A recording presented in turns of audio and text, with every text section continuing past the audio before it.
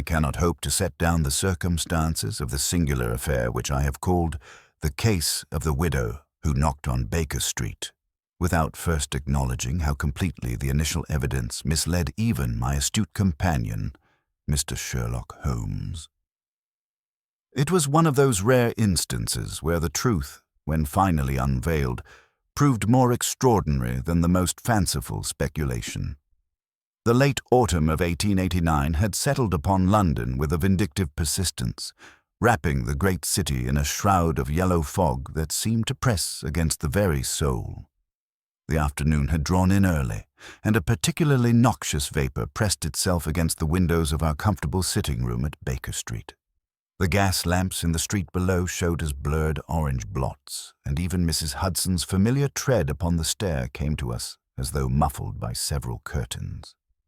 Holmes had established himself in the corner of the sofa with his long legs stretched before him, a Turkish slipper of shag tobacco within easy reach, and the morning edition of the Times spread open upon his knees.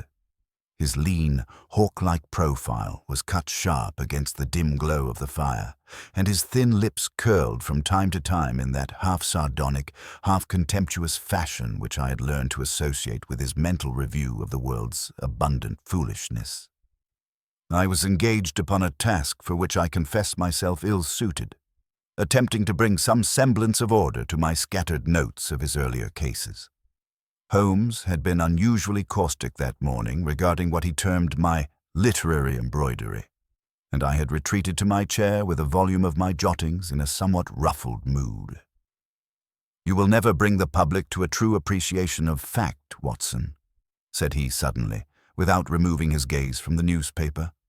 "They will forever prefer romance to reality." "I write the facts as I observe them," I protested, setting down my pen with perhaps more force than necessary. "Precisely," said he dryly. "As you observe them. You embroider, my dear fellow. You cast lace over plain linen. That trifling matter of the Whitechapel merchant's missing ledger, which you have so colourfully entitled The Adventure of the Crimson Account Book, was diverted into 3 paragraphs of such purple description that I scarcely recognized our modest breakfast conversation. A narrative requires colour, Holmes, or it shall not be read at all, I answered, somewhat nettled. Colour, yes, but you occasionally mistake the label on the paint pot. He flicked the paper with a long, pale finger. Listen to this. The extraordinary perplexities which have baffled the united intelligence of Scotland Yard's finest detectives will, it is feared, remain forever insoluble. Insoluble, because Inspector Lestrade cannot reconcile 2 muddy footprints and a missing cufflink. You refer to the Bermondsey warehouse matter. I do indeed. An affair which would be entirely transparent to any individual possessed of 2 functioning eyes and an ounce of systematic observation. Yet the press will serve the word insoluble with the public's morning bacon, and none shall question the cook. You imply that you have solved it? I inquired, my professional curiosity overcoming my irritation. My dear Watson, I imply nothing. I state categorically that I have solved it. The matter presents no interest whatever, or I should have dragged you down to Bermondsey 3 days past. It is merely a sordid domestic squabble masquerading as grand larceny. The guilty party is the warehouse foreman's eldest son. The son? But surely the evidence points to— The evidence, said Holmes with an eloquent shrug, points precisely where I have indicated, for those with eyes to see. The Yard, alas, continues to mistake the signpost for the destination. He folded the newspaper with mathematical precision and regarded me with a sudden quickening of interest in his keen grey eyes. But you should like to know the reasoning, should you not? I should, very much indeed. Then exercise your own faculties, Watson. You have read the reports with your customary thoroughness, I presume. I marshalled the facts as I recalled them. The missing inventory, the forced lock upon the warehouse door, the muddy footprints leading toward the Thames, and the night watchman who had vanished without collecting his wages. The conclusion seemed self-evident. The night watchman, I began confidently. His sudden disappearance on the very night of the theft? Holmes waved his hand with evident impatience. I asked for your deductions, Watson, not a recitation of Inspector Lestrade's prejudices. I endeavored to construct a more sophisticated theory, incorporating the various physical evidence and witness testimonies, but under his sardonic gaze, my hastily assembled suppositions crumbled like a house of cards, leaving me with a confused tangle of half-formed possibilities. Holmes's thin lips twitched in what might have been amusement. You improve marginally, my dear fellow, said he. You now err in merely 4 directions instead of 7. Pray observe that the newspaper mentions a smear of red sealing wax discovered upon the interior handle of the warehouse door, and that the foreman's wife testified to her son's having mislaid his Sunday coat on the morning following the alleged burglary. Well? I demanded, sensing that these details held significance I could not grasp. Well indeed, he echoed. Combined with these 2 seemingly trivial observations and the crucial fact that the guard dog remained silent throughout the supposed break-in, yes, they invariably mention the dog, though they never comprehend its testimony, one must conclude that the intruder was admitted, not forced entry, and that the missing goods never left the premises. The foreman's son required funds for gambling debts, recognized his opportunity, and seized it. He concealed the stolen merchandise within the building itself, resealed the door with wax from his father's desk, and the yard will discover their vanished inventory in some forgotten corner, just as they prepare to arrest the unfortunate watchman. I could not suppress a laugh at his confident pronouncement. You speak as though the matter were already concluded. For me, Watson, it is concluded. When Scotland Yard has finished stumbling over the furniture, they will eventually locate the proper door. It is, I fear, their invariable habit. He sank back against the sofa cushions and half closed his eyes. Now you perceive my meaning regarding fact and embellishment. You would have devoted 3 pages to the romance of the vanished watchman's mysterious past, and not 1 line to the significance of sealing wax. Then I shall endeavor to include more sealing wax in future narratives, I said. It shall be my literary mission to accord proper attention to such mundane details. He smiled faintly at this sally, and we had lapsed into companionable silence when there came a sound from the stairway beyond our door, a sharp, hesitant tapping that seemed to carry within it the weight of desperate urgency. This was followed by the murmur of Mrs. Hudson's voice, a brief exclamation of surprise, and then a pregnant pause. Holmes's eyes flicked open with the alertness of a hunting cat. A woman, he murmured, his voice barely above a whisper. Approximately 40 years of age, right hand gloved, left bare, recently widowed and in deepest mourning. She has reconsidered her decision to ascend our stair no fewer than 3 times, but her necessity proves greater than her natural reserve. There is a suggestion of continental perfume. French, I should say, and she carries papers rather than jewelry in that reticule. Mrs. Hudson is considerably shocked by something, most probably the lady's evident distress or the unseemly hour of her visit. You have deduced all this from mere footsteps? I cried, for no word of conversation had reached my ears. I have inferred it from the available auditory evidence, said he calmly, rising to his feet with fluid grace. Pray compose yourself, Watson. We are about to receive a consultation of some significance. As if summoned by his words, there came a firmer knock upon our door. Enter, I called, setting aside my notes. The door opened to admit Mrs. Hudson, her usually composed features betraying considerable agitation, and behind her, a lady dressed entirely in the somber garments of deepest mourning. The widow's weeds, the heavy crepe veil, the simple jet brooch at her throat, all proclaimed recent bereavement with unmistakable clarity. Yet it was not grief alone, but some more immediate and pressing terror that had drained the color from her cheeks and set her large dark eyes darting nervously from one to the other of us with the hunted look of a creature at bay. This lady was most insistent upon seeing you immediately, sir, said Mrs. Hudson, wringing her hands. I explained that you were engaged with important correspondence, but she— Holmes was already upon his feet, his manner transformed to one of perfect courtesy. "Not at all, Mrs. Hudson. The lady could not have chosen a more opportune moment for her visit. Pray, madam, be seated near the fire. The afternoon grows uncommonly chill, and I perceive you have travelled some distance through this wretched fog." The lady moved into the room with measured dignity, though I observed that her hands trembled where they grasped the handle of her black silk reticule. As Holmes had predicted with uncanny accuracy, she wore only one glove. Her bare left hand displayed a gold wedding band and the pale indentation where a second ring had until recently pressed upon the adjacent finger. "You are Mr. Sherlock Holmes?" she asked, her voice low but steady despite her evident agitation. "I have that honor.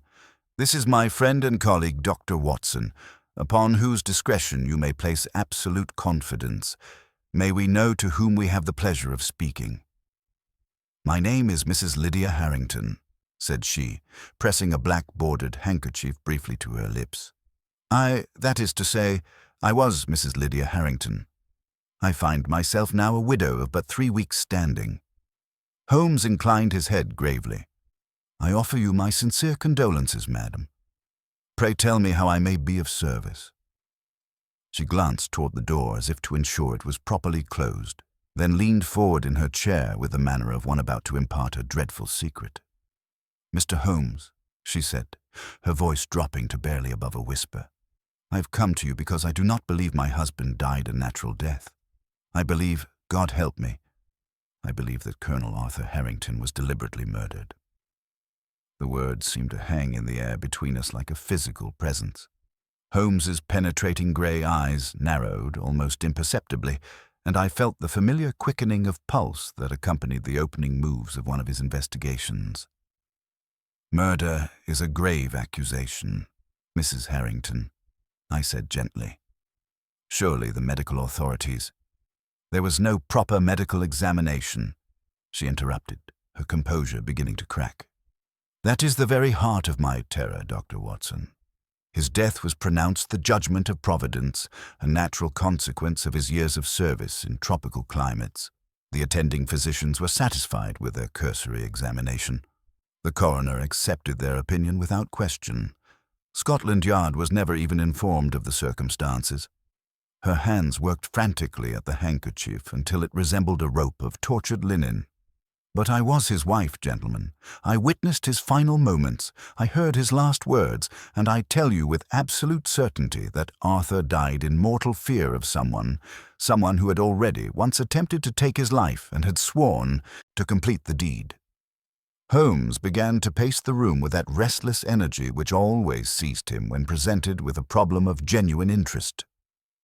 "You speak of a previous attempt upon the Colonel's life, Mrs. Harrington. When did this occur, and why was the matter not reported to the proper authorities?" "It happened a fortnight before his death.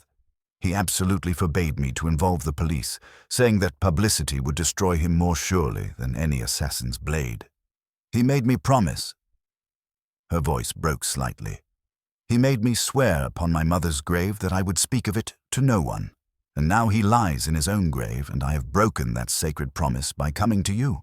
But I could endure the uncertainty no longer." She lifted her veil for a moment, and I saw that her eyes were red-rimmed from weeping, though the set of her mouth spoke of a determination that grief had not entirely conquered. Holmes ceased his pacing and resumed his seat, leaning toward her with that grave attention he reserved for matters that truly engaged his faculties. "Mrs. Harrington," said he quietly, "you did not brave this fog and seek out Baker Street merely to unburden your conscience. You possess some evidence, some concrete reason beyond a wife's natural reluctance to accept sudden loss, for believing that a crime has been committed. I should be grateful if you would relate, in as complete detail as your memory permits, the events of these past weeks." She drew a steadying breath, and I could see her gathering her courage for the ordeal of recollection. "We resided in a modest villa in Upper Norwood," she began. "Number 27, Glendale Road, a furnished house which we had taken upon our return from India some 6 months previous. Arthur was not a wealthy man, Mr. Holmes, but his pension combined with a small private inheritance provided adequately for our simple needs.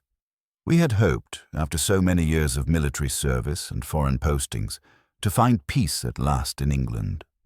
Holmes nodded encouragingly. Your husband was a career soldier, I take it. Indeed. He had seen service in the mutiny, the Second Afghan War, and the recent troubles in Burma. His body bore the scars of a dozen campaigns, and his mind? She paused, choosing her words carefully. His mind sometimes bore scars as well, Mr. Holmes. There were nights when he would wake shouting orders to men long dead, or start at shadows that existed only in his memory. But he was healing, slowly. The quiet life seemed to agree with him. Until 3 weeks ago. Yes. It was on a Thursday evening that everything changed. Arthur returned from London in a state of the most profound agitation. He would scarcely speak during dinner, and I observed that his hands shook so violently he could barely manage his wine-glass. When I pressed him to tell me what had disturbed him so greatly, he replied only that an old ghost had risen from the grave, and that he must lay it to rest, once and for all, or be utterly ruined. Those were his precise words, Mr. Holmes. She paused to compose herself, and the only sounds in the room were the crackling of the coal fire and the distant rumble of traffic in the fog-shrouded street. The following day he refused to go into town as was his custom. He shut himself in his study with strict instructions that he was not to be disturbed. When I ventured to bring him his luncheon, I found him poring over various papers and documents, which he hastily concealed upon my entrance. His manner was almost hostile, so unlike his usual gentle nature that I scarcely recognized the man I'd married. Holmes's fingers drummed silently upon the arm of his chair, a sure sign that his mind was already beginning to work upon the puzzle she presented. And it was that evening that the first attempt was made upon his life. Yes, the word came out as barely more than a whisper. Arthur was accustomed to taking a turn about the garden before retiring, a habit acquired during his years in India. It was approximately 10:30 when I heard a sharp cry from the rear of the house. I ran through the passage and into the garden, but at first could see nothing in the darkness. Then I distinguished Arthur's figure by the light streaming from the kitchen window. He was standing beside the tool shed at the far end of the garden. And what had occasioned his cry? Someone, some villain, had stretched a cord across the pathway at precisely the height to catch a man at the knees. It was drawn taut between two shrubs, positioned so that anyone walking carelessly in the darkness would inevitably stumble and fall upon the stone steps of the shed. Arthur had nearly done so. Only his soldier's instincts, honed by years of night patrols in hostile territory, had saved him from what might have been a fatal fall. Holmes leaned forward intently. You observed this trap yourself? I did indeed. Arthur struck a match so that I might see the evidence clearly. The cord was strong and thin, the sort that might be used for a clothesline, and it was knotted in a most peculiar fashion. Arthur examined it closely before untying it and thrusting it into his pocket. And his reaction to this discovery? His face was pale as death, Mr. Holmes, but his jaw was set in that grim line I'd seen only once before, during the siege of Kandahar, when he learned that his commanding officer had been murdered by an Afghan sniper. This is no random mischief, Lydia, he said to me. It is meant for me alone, and I know the hand that set this snare. I had thought him dead these 20 years, but if he has found me here in Norwood, then I must face him in my own way. The hand that set this snare, Holmes repeated thoughtfully. Most suggestive. Your husband recognized something distinctive about the manner in which the trap was constructed. So it would appear. When I begged him to summon the police, he swore with an oath that he would do nothing of the kind. I know my enemy, he said, and this is not a matter for Scotland Yard. This is a debt that must be settled between soldiers. The room fell silent save for the steady tick of the mantelpiece clock. Holmes sat motionless, his keen eyes fixed upon some point in the middle distance, his mind evidently racing through possibilities and connections that remained invisible to my less acute perception. From that night forward, Mrs. Harrington continued, Arthur was a changed man. He started at every unexpected sound, insisted upon answering the door himself, and would peer cautiously into the street before admitting any caller. Twice I discovered him at an upstairs window with his old field glasses, scanning Glendale Road as though expecting an assault. He ate little and slept less, and though I pleaded with him repeatedly to confide in me, he remained adamant in his silence. "Yet he spoke of me," Holmes observed.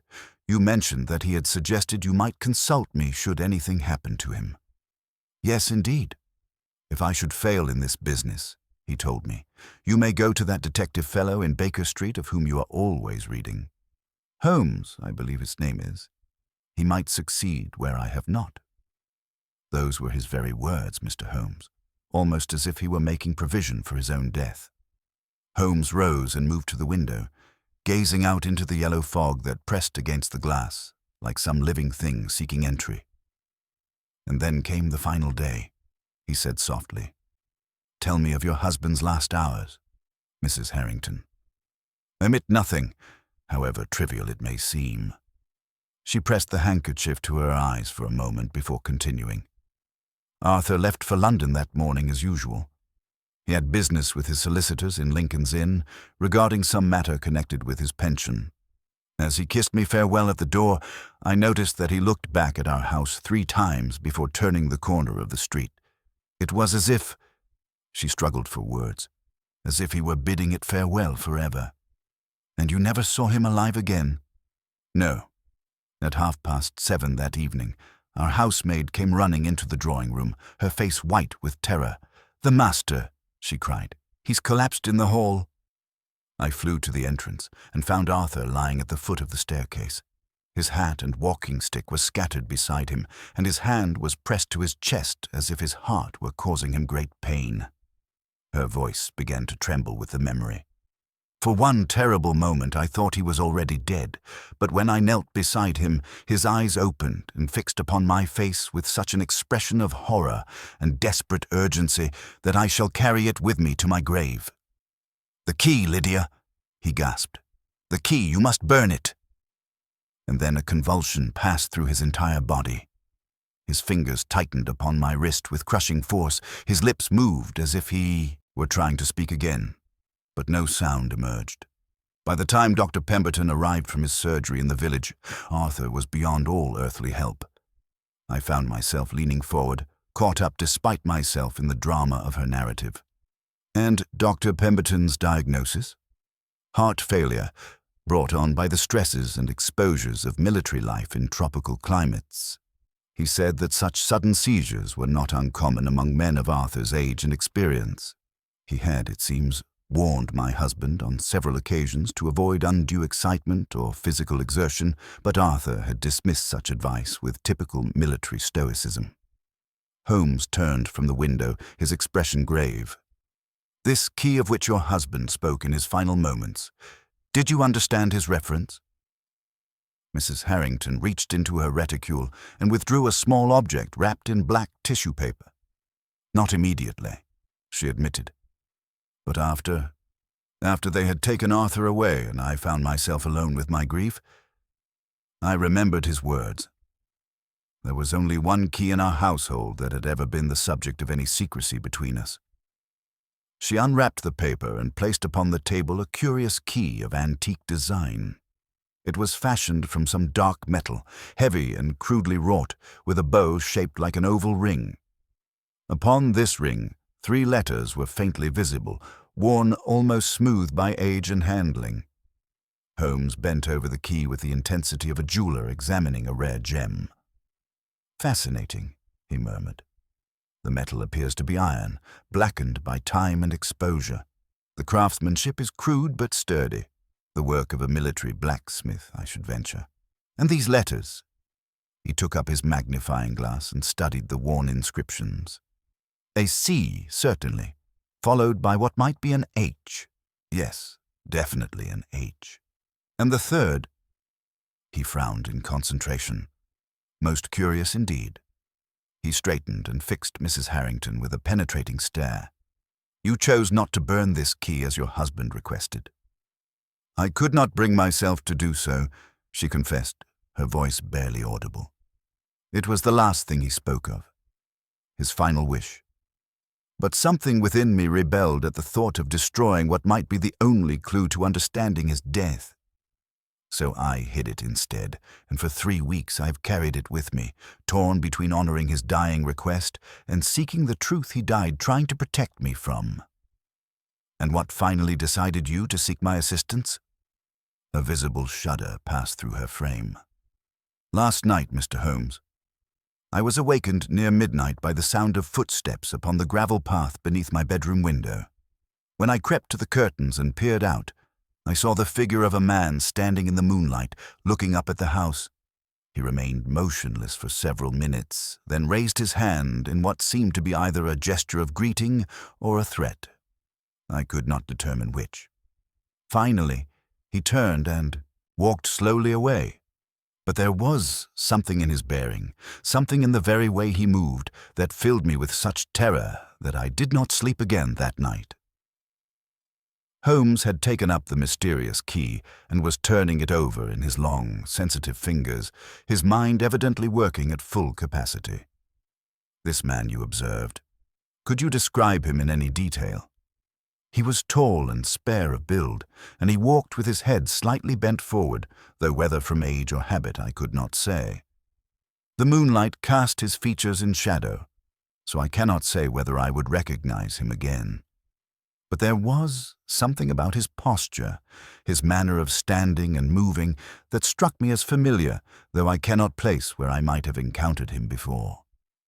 Holmes set the key carefully upon the table and rose to his feet with sudden decision. "Mrs. Harrington," said he, "you have acted with both courage and wisdom in bringing this matter to my attention. Whether your husband died by divine providence or human agency remains to be determined, but I give you my word that the truth, whatever it may prove to be, shall be uncovered." He moved to the coat rack and began donning his overcoat. "It is now 20 minutes past 4 by the mantelpiece clock. If we catch the 5:15 train from London Bridge, we can reach Upper Norwood before full darkness falls. Watson, you will accompany us, I trust?"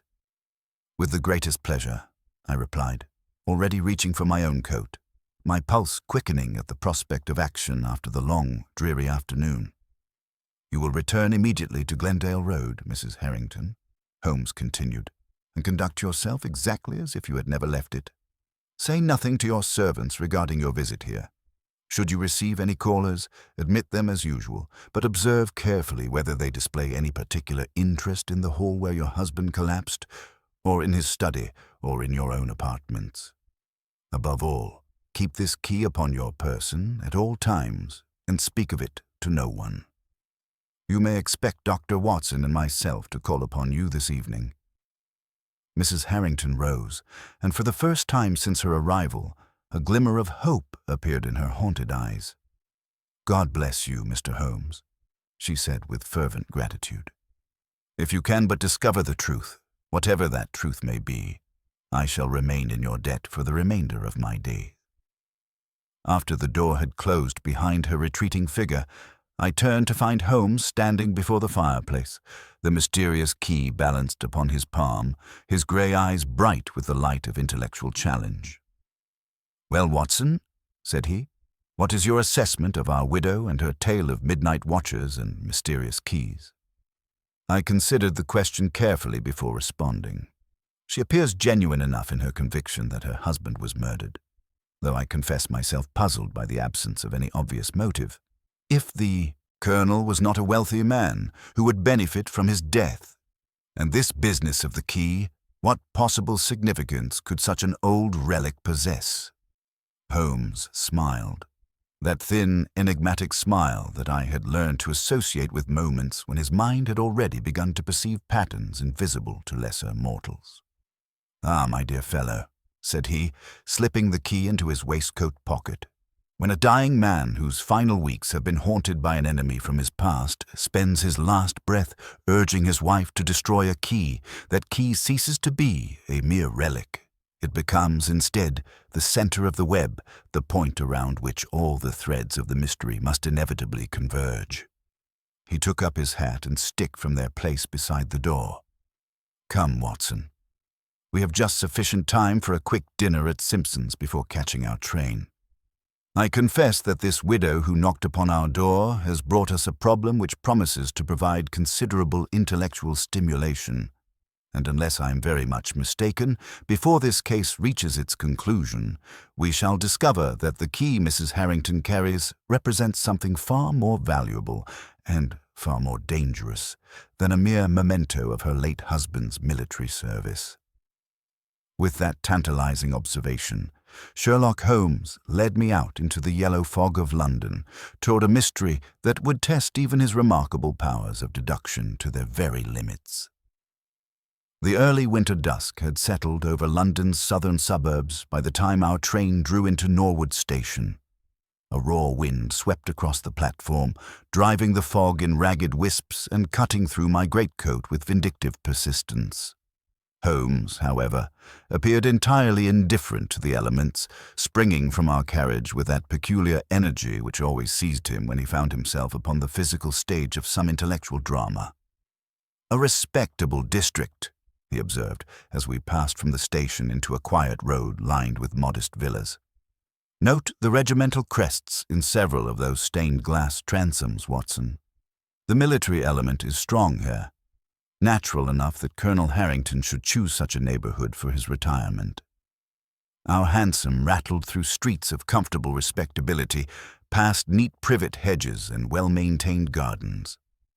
Number 27, Glendale Road, proved to be a red brick villa of moderate proportions, set back behind a low wall with a small but orderly front garden. Holmes paid the driver and stood for several moments studying the house with that intense observation that transformed his entire aspect. "Observe that upper window with the lace curtains partially drawn," he murmured. From that vantage point, one could survey the entire length of Glendale Road. I venture that was Mrs. Harrington's bedroom, from which she observed her mysterious midnight visitor. Rather than approach the front door immediately, Holmes led me along the side of the house toward the rear garden. The dusk had deepened considerably, but sufficient light remained to reveal the layout our client had described. He produced his pocket lantern and moved with extraordinary care, his eyes fixed upon the ground. When we reached the vicinity of the tool shed, Holmes spent several minutes examining the shrubs where the tripwire had been positioned. "Most instructive," he murmured, dropping to one knee. "The branches show recent disturbance. See here, where the bark has been scraped, and upon this twig a fiber of dark hemp consistent with clothesline cord." He straightened and examined the stone steps leading to the shed. A fall upon these steps would indeed prove dangerous for a man of the Colonel's age. The trap was cunningly conceived and expertly positioned. Our unknown enemy possesses both patience and thorough knowledge of his victim's habits. "Then you credit Mrs. Harrington's account?" "I credit the physical evidence, Watson, which supports her narrative in every particular. But come, we have kept the lady waiting long enough." The front door was opened by a middle-aged servant whose anxious expression suggested recent distress. Upon learning our identities, she admitted us immediately and conducted us to the drawing-room, where Mrs. Harrington rose from her chair beside the fire. The strain of the day had deepened the lines about her mouth and eyes, yet there was a certain steadiness in her bearing. "You have come," she said with evident relief. "I hardly dared hope you would arrive so soon." "Time is often our most dangerous adversary, madam," Holmes replied gravely. "Have there been any developments since our meeting this afternoon?" She hesitated. "Only one caller of note, a gentleman who came the day after Arthur's funeral. He left no card and gave no name. When Mary informed him of my husband's death, he uttered what sounded like a foreign oath and departed immediately. She described him as dark-complexioned, with a military bearing and eyes that were, in her words, quite dreadful to look at. Holmes's attention sharpened perceptibly. "Foreign, you say? Could your servant identify the accent?" She could not place it precisely, though his English was perfect. "Most illuminating. Now, I must trouble you to show us the hall where your husband collapsed." She led us to the spacious entrance hall, paved with black and white tiles. "He lay here," she said, indicating the foot of the staircase. His head near the newel post, his feet toward the door. Holmes examined every detail with minute attention: the umbrella stand, the heavy curtains, the collection of military curios adorning the wall. His gaze fixed upon a small rectangular discoloration on the wallpaper beneath a pair of crossed sabers. "What hung here?" he asked sharply.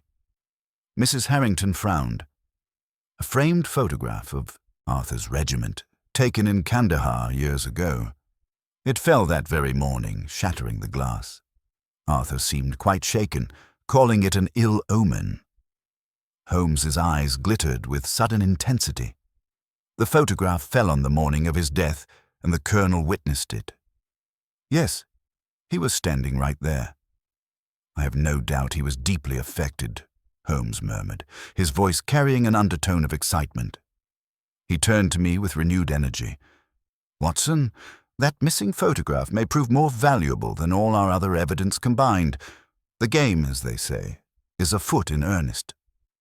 His manner had become brisk and purposeful, and I recognized the signs that indicated his remarkable mind had begun to perceive connections invisible to ordinary perception. Whatever secrets lay buried in Colonel Harrington's past, I sensed we were about to uncover the first crucial thread in what promised to be a most complex and dangerous web. Mrs. Harrington led us into the colonel's study, a room that bore the unmistakable stamp of a military man's methodical nature. The walls were lined with leather-bound volumes on Indian history and cavalry tactics, while glass-fronted cabinets displayed the accumulated trophies of a lifetime spent in the service of the Empire. A large map of the northwest frontier dominated the wall behind a heavy oak desk, and the faint aroma of tobacco and sandalwood lingered in the still air.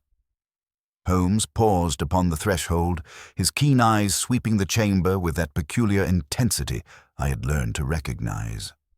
"Nothing has been disturbed since your husband's death?" he inquired sharply. "Nothing whatsoever, Mr. Holmes. I gave strict instructions to the servants that the room was not to be entered." "Excellent." He advanced into the study with the purposeful stride of a hunter entering familiar territory. Drawing his magnifying glass from his pocket, he began a systematic examination of the floor, moving in careful arcs from the doorway toward the window. "Observe the wear pattern upon the carpet, Watson. The pile is compressed along a direct line from door to window, and again from desk to window." The colonel was a man given to pacing, and his attention was perpetually drawn toward the outside world. Moving to the window, Holmes examined the sash and latch with minute attention. He breathed upon the glass and studied it from various angles, his expression growing increasingly grave. "As I suspected," he murmured. "The window catch has been tampered with from the outside. See here, Watson. Fresh scratches upon the paint where a knife blade was inserted between the sashes. The wood is old and brittle. These marks are recent, certainly made within the past fortnight. Our mysterious enemy was not content merely to observe from the shadows. He was testing the defenses." I made a note of this discovery, feeling that familiar thrill that accompanied the uncovering of tangible evidence. Then the colonel was indeed under siege. A siege of nerves, most certainly. But observe that the fortress was not breached by this route. Holmes turned his attention to the desk, which presented a stark contrast to the military order of the remainder of the room. Papers lay scattered in untidy heaps, the inkwell remained uncapped, and the pen had been thrown down with such violence that dried ink had spattered across the mahogany surface. The colonel's final days were marked by extreme mental agitation, Holmes deduced, examining the blotting paper with his lens. This surface tells a story of frantic activity, geometric doodles, repeated patterns, the work of a mind under tremendous pressure, and here, barely legible beneath these ink stains, I can make out what appears to be calculations. Currency conversions, if I am not mistaken. Rupees to pounds sterling, and a considerable sum. While Holmes occupied himself with the desk's contents, I turned my attention to the fireplace. The grate was cold, filled with grey ash from fires long extinguished. Among the debris, however, something caught my eye. a small fragment of paper that had apparently been cast into the flames but had rolled clear of the fire's reach. "Holmes," I called. "Here is something of interest." He was beside me instantly, producing a pair of tweezers from his instrument case. With infinite care, he lifted the charred remnant, a corner of heavy, cream-colored stationery that bore the brown edges of flame damage. "Vellum," he observed, holding the fragment to the lamplight. "Paper of exceptional quality, rarely seen outside legal documents or diplomatic correspondence. And observe the handwriting, Watson. A bold, flowing script quite distinct from the Colonel's own hand." I peered at the scorched paper, struggling to decipher the fragmentary text. "I can make out return of the, and below that, share of the, and most significantly," Holmes added, his voice tight with interest, "observe the signature." At the bottom of the fragment, a single ornate capital letter remained clearly visible despite the fire's damage. "The letter V," I read aloud. "But who could this correspondent be?" Holmes carefully placed the fragment into a small envelope and slipped it into his waistcoat pocket. "That remains to be determined. But note the implications, Watson. The Colonel received some form of demand or ultimatum, a request for the return of something, or perhaps for a share of some valuable commodity. He attempted to destroy the evidence, but fortune has preserved this crucial fragment." "A blackmail letter," I suggested. "Possibly, though the quality of the stationery suggests a correspondent of some education and means. This was not the crude demand of a common extortionist." Holmes stood, brushing ash from his knees, his expression thoughtful. "We begin to perceive the outline of our mystery, Watson. The Colonel was haunted by some episode from his military past, an episode involving valuable property that others believed they had a claim to. When peaceful negotiation failed, his enemy resorted to more direct methods. Mrs. Harrington, who had remained silent during our examination, now stepped forward with evident anxiety. "Then you believe Arthur was indeed murdered?" "The evidence strongly suggests it, madam. Your husband was caught between his past and his present, and that position proved untenable." Holmes moved to the map of the northwest frontier, studying it with renewed interest. "Tell me, did the Colonel ever speak of his service along the Afghan border? Any particular campaigns or incidents that seemed to weigh heavily upon his mind?" "He rarely discussed such matters," she replied. "But there were nights when he would wake from troubled dreams, calling out names I did not recognize. Cartwright was one. He spoke that name often in his sleep, always with what seemed like remorse or guilt." Holmes's eyes sharpened at this intelligence. Cartwright. Most illuminating.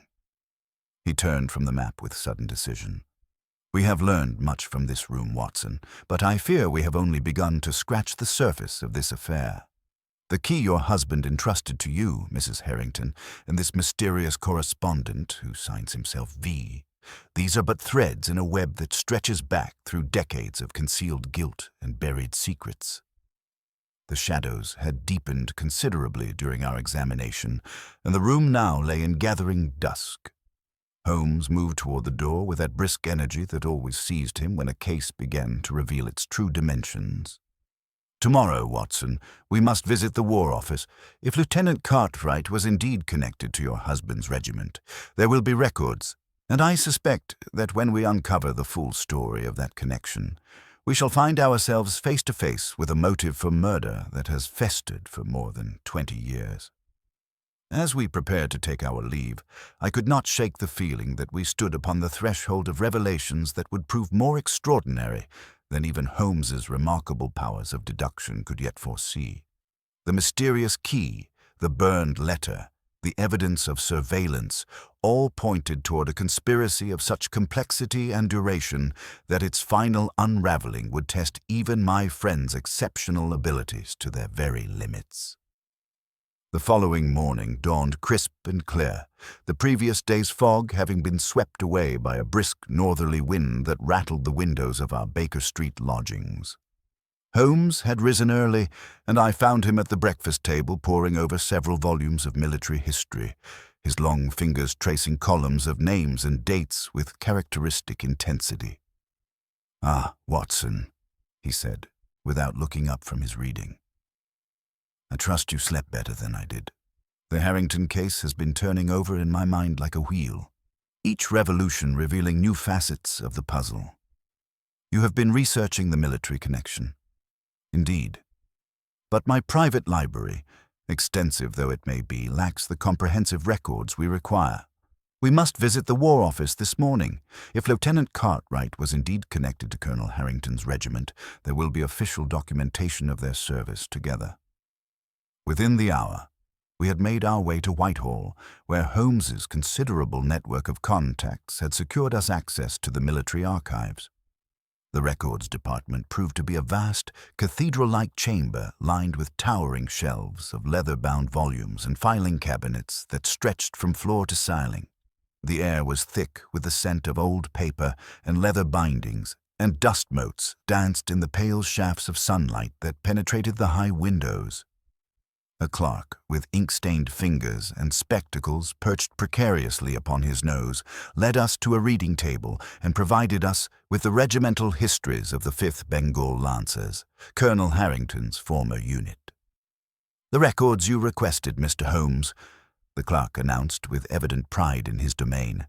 "These volumes contain the complete operational history of the regiment from 1857 through 1882. I trust you will handle them with appropriate care." Holmes assured him of our respect for the documents, and the clerk withdrew, leaving us alone among the accumulated records of Britain's military endeavors. My friend immediately set to work with that systematic thoroughness which characterized all his investigations, scanning entire pages with remarkable speed while I attempted to follow his rapid progress through the dense columns of military notation. "The pattern of service is clear enough," Holmes murmured after 20 minutes of intense concentration. "Lieutenant Arthur Harrington, commissioned 1858, steady promotion through the ranks. Captain 1865, Major 1872, Lieutenant Colonel 1878.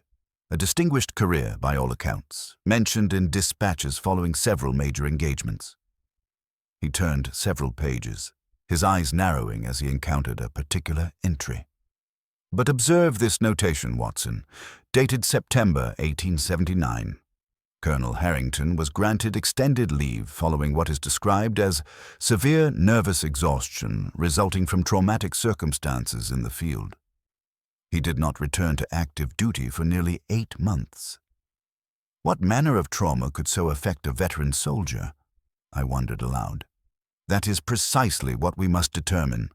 But here, Holmes's finger stabbed at a line of text with sudden excitement. Here we find our connection. Lieutenant Gerald Cartwright, attached to the same regiment, reported missing, presumed dead in September 1879, during a patrol action near the Khyber Pass. His body was never recovered. The significance was immediately apparent. The same time frame as Colonel Harrington's breakdown, I observed. Precisely. And note the curious phrasing, missing, presumed dead. Not killed in action or died of wounds, but merely missing. Most suggestive. Holmes continued his examination of the records, turning pages with increasing urgency. And here, Watson, we discover something even more intriguing. He had found a supplementary report, filed several months after the initial incident. An official inquiry was conducted into certain irregularities concerning the disposal of captured enemy property following the Khyber campaign. The investigation was overseen by Major General Sir Reginald Vance, who concluded that valuable items, specifically gold and precious stones seized from a tribal stronghold, had been improperly accounted for.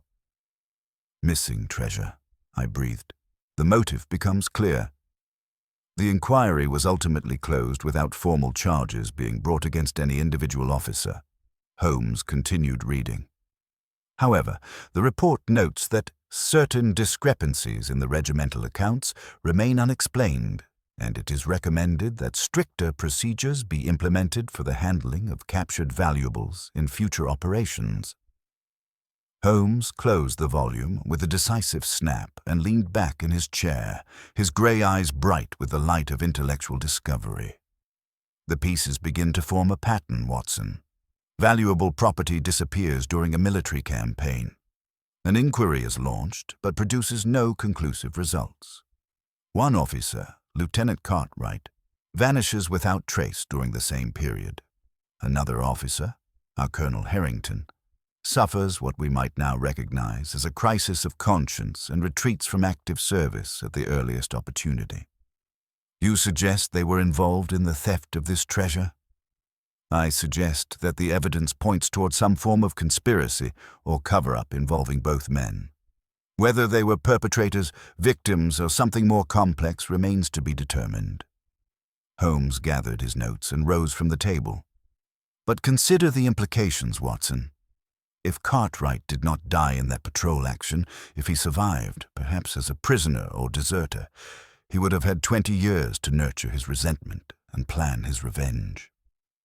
We made our way back through the labyrinthine corridors of the War Office, emerging into the grey London morning with our minds full of new possibilities. Holmes walked in contemplative silence for several minutes, his hands clasped behind his back, clearly working through the ramifications of our discoveries. "The mysterious correspondent who signs himself V," he said at length. "Could this be connected to the inquiry conducted by Major General Vance? But surely Vance would be too senior an officer to engage in blackmail or murder." Indeed, and a quick consultation of the Army list reveals that Sir Reginald Vance died of fever in Calcutta in 1881, 3 years before Colonel Harrington even returned to England. So we must look elsewhere for our letter writer. Holmes hailed a hansom cab with an imperious gesture. But the connection to this inquiry cannot be coincidental, Watson. We are dealing with events that have their roots deep in the violent soil of the Afghan frontier. As our cab rattled through the busy streets toward Baker Street, I found myself contemplating the dark possibilities that Holmes's investigation had begun to uncover. What had seemed at first a straightforward case of possible murder was revealing itself to be something far more complex. A web of guilt and deception stretching back through decades, with tentacles reaching from the drawing rooms of suburban London to the blood-soaked passes of the Hindu Kush. "The key Mrs. Harrington carries," I ventured. "Do you believe it is connected to this missing treasure?" Holmes's expression was grave. "I believe that key is the center of the entire mystery, Watson. It opens something, or leads to something, that at least 2 men have already died to protect or possess. Until we discover what that something is, we shall continue to stumble through this case like blind men in a maze." The afternoon sun was beginning to slant through the windows of our sitting room when we finally returned to Baker Street. Holmes immediately set about consulting his various reference works, while I attempted to organize our growing collection of facts and theories into some coherent narrative. The mysterious key lay upon the table between us, its crude iron surface seeming to mock our efforts at comprehension. "Tomorrow, Watson," Holmes announced, setting aside a volume of Afghan tribal histories, "we must pursue 2 separate lines of inquiry. First, we shall pay a visit to Dr. Pemberton. I have several pointed questions regarding his relationship with the late colonel. Second, we must discover the location of any property or safe deposit that this key might open." He picked up the ancient key and turned it over in his long fingers.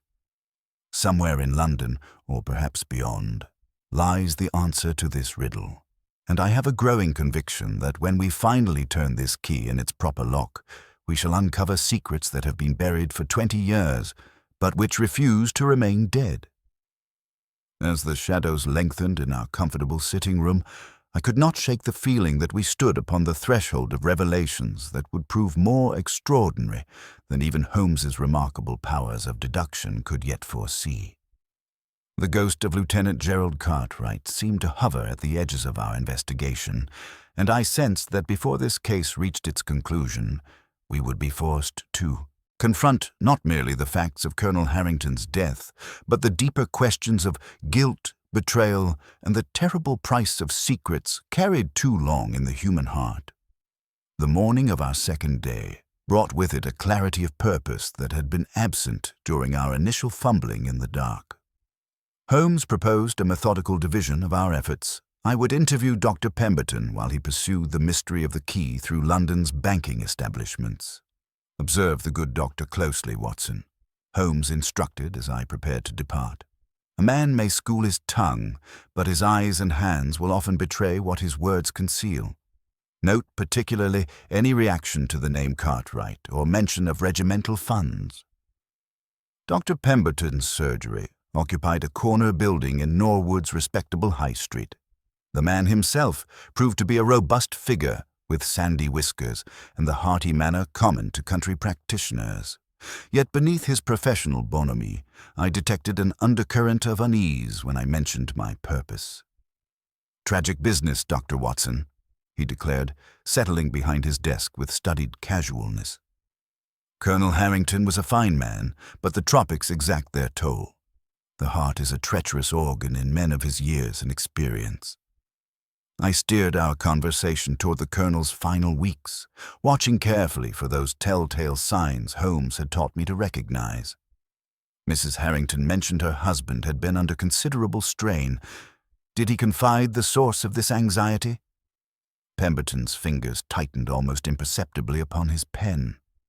He spoke occasionally of financial concerns, investments that had disappointed him, but he was not a man given to revealing his private troubles. And the name Cartwright, did he ever mention it? The reaction was subtle but unmistakable. The doctor's eyes flickered toward the window, and a slight flush colored his cheeks. "Cartwright? No, I recall no such name. Should I?" "It was apparently spoken during his final moments," I replied, watching as Pemberton's hand moved unconsciously to his collar. "We thought perhaps a former comrade." "Delirium produces strange utterances," he said dismissively, though perspiration had begun to bead upon his forehead. "I would attach no medical significance to such ramblings." His subsequent answers grew increasingly evasive, and I left the surgery convinced that Dr. Pemberton possessed knowledge he was determined to conceal. Meanwhile, Holmes had been conducting his own systematic investigation among the banking houses of the city. I found him upon my return in a state of barely contained excitement, the mysterious key laid out upon our table beside a small notebook filled with his precise handwriting. "Success, Watson," he announced, though it required visits to no fewer than 7 establishments before I located our prize.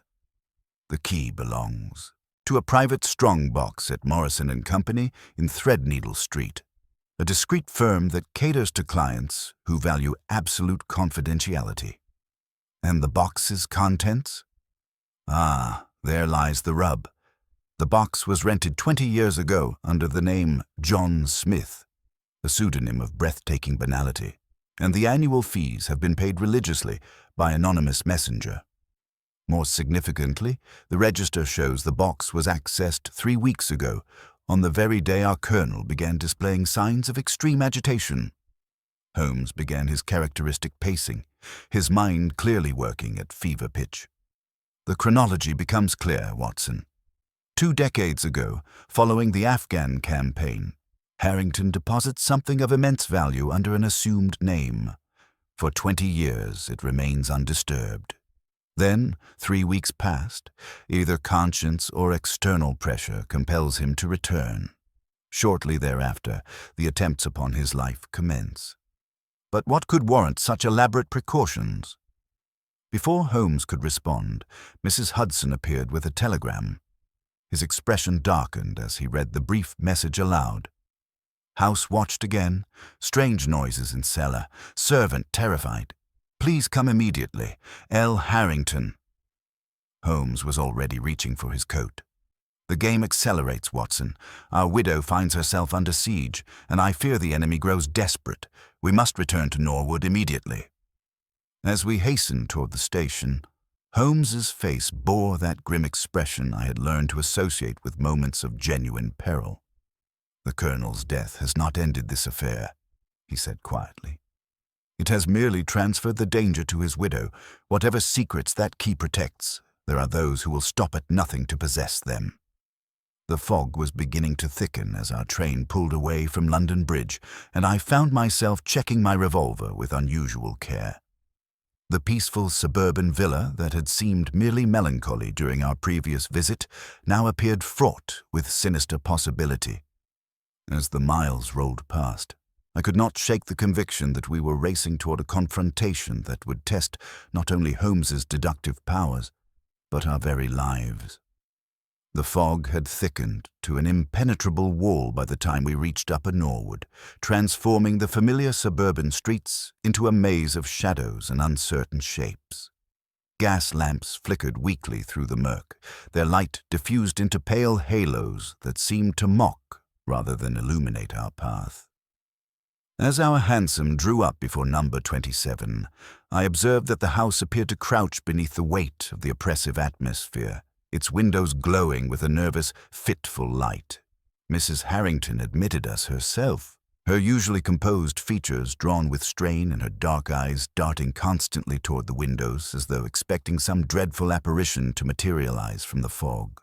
The telegram had not exaggerated her distress. Indeed, if anything, it had understated the depth of her terror. "Thank God you have come," she whispered, closing the door behind us with trembling hands. "The watching has grown bolder, Mr. Holmes.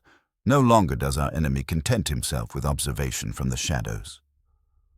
This afternoon, Mary saw a figure standing brazenly in the front garden, studying the house as though taking measurements.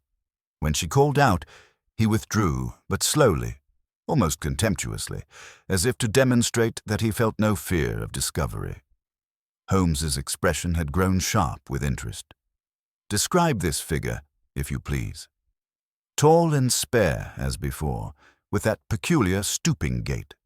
But there was something else. Mary swore she caught a glimpse of his face in profile, and she declared it bore the weathered complexion of a man long resident in tropical climates. His bearing, she said, was unmistakably military. "Most illuminating," Holmes murmured. "And the disturbances in the cellar." Mrs. Harrington led us through the house toward the rear quarters, her movements quick and nervous. The sounds began shortly after midnight, not the random scurrying of rats, but deliberate, purposeful activity.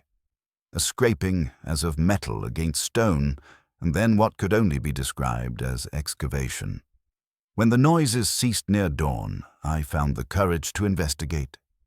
She conducted us to the scullery, where a heavy wooden trap-door was set into the floor.